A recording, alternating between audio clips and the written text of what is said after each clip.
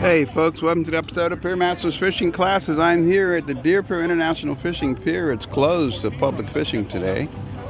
They're having an event for the kids.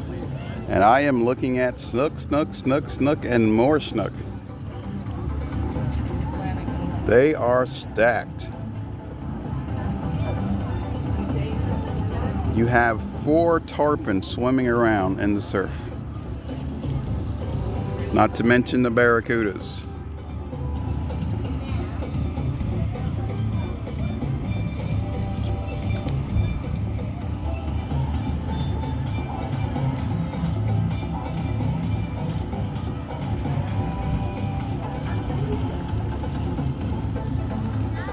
Very, very active out here today. Anyway, the pier doesn't reopen until 4 o'clock to the public where you can fish. Right now, I'm out here enjoying the event with the kids. They're having fun. Doing what kids love to do. The event is pretty awesome. All the big hitters are out here. This is nice. Deerfield Fishing Pier at its best.